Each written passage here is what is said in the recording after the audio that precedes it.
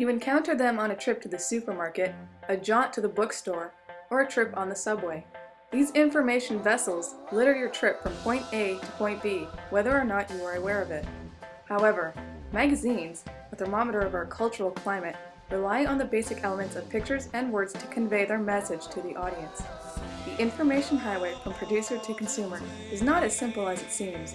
The ever-present question of how is forever on the minds of magazine publications.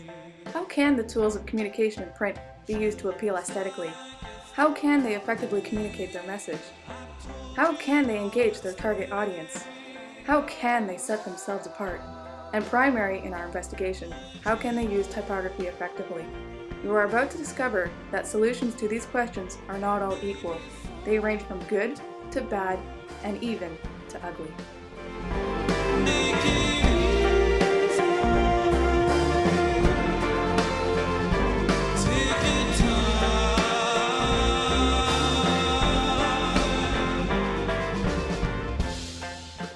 First of all, I have to say that I am quite old-fashioned when I think about typography. I think that there are two things about type that I believe in. There's form and content. Magazine typography for me is about readability, cleanliness of type. It's read from about 10 to 12 inches from your face, so sizing is crucial. You can't go down below 6 point usually. And again, flow and readability. Didn't anybody tell you how to gracefully disappear in a room? Type is very beautiful. It conveys a certain feeling in and of itself as display type, but it also carries a message, which is the content. And I believe that communication is very important, and the two to go together. One does not trump the other. Sizing, I would say, is crucial. Again, magazines are 10 to 12 inches away from your face as a reader holds it. Signs, generally anywhere from 10 to 100 feet. So sizing, block fonts for advertising that stand out a little more from a distance rather than anything too flowery.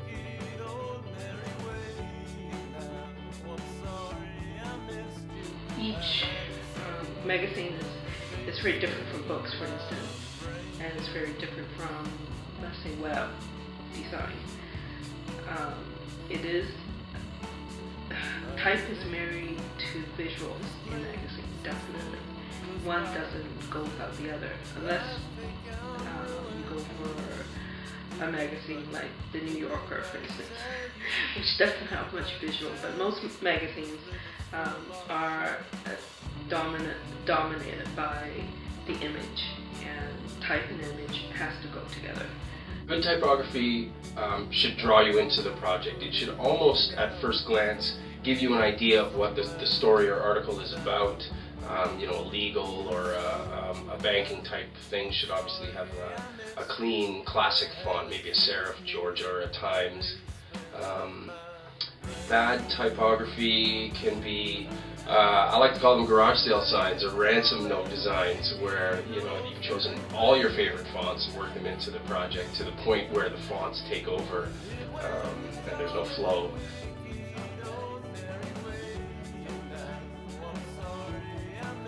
Well, the word good and bad implies a value judgment, and that I've seen has changed over the years, as it should. Like along cultural values, it changes, it advances, it develops because of people, because of technology.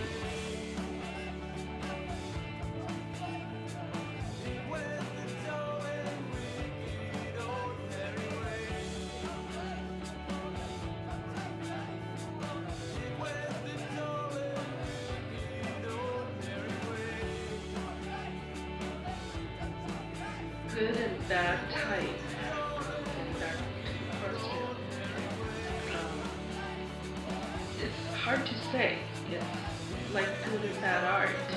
Ugly fonts for me are, there's a few of them out there. There's a lot of those handwritten ones that, again, bad is, the garage sale type thing, ugly fonts that have no connection to the content.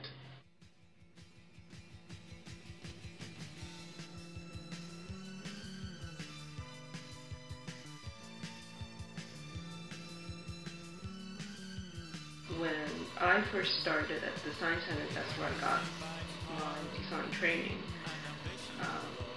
It was very direct communication from point A to point B, and anything in between is visual noise.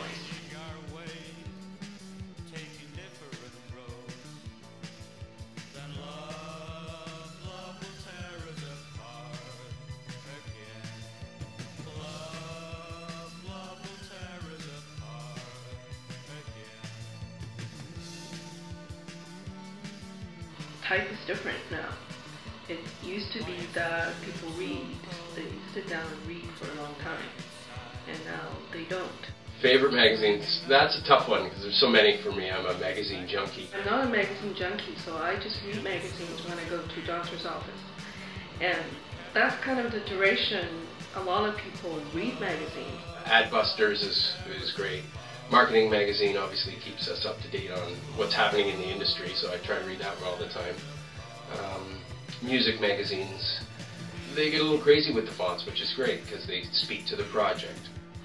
And they flip through it, and so you do see that in terms of the type, their paragraphs, the emphasis that they bring out, they're not really headlines, but they're quotes or they bring up so that they want you to catch your eye.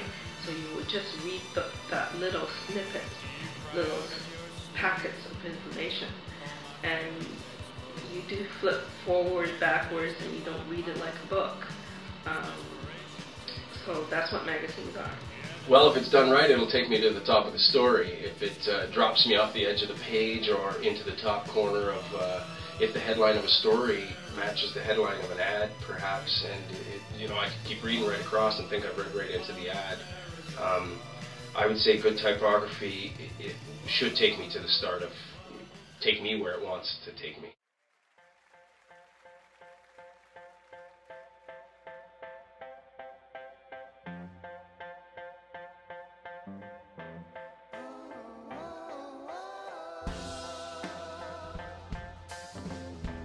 Time will tell whether something is good or bad, but at the moment you can tell whether something is good, something is bad.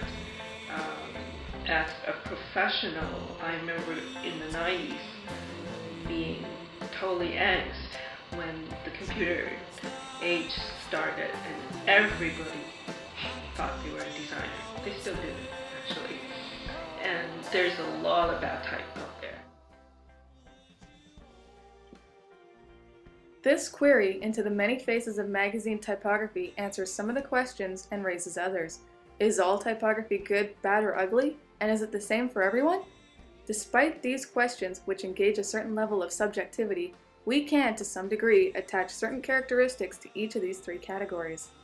Type, as it is specific to magazines, which function as a tangible form of the largely intangible field of culture and ideas, plays a large role in the success of or level of interest within a magazine. As such, it is important that type is acknowledged as an essential element of any magazine's mission, which is to effectively engage with its audience.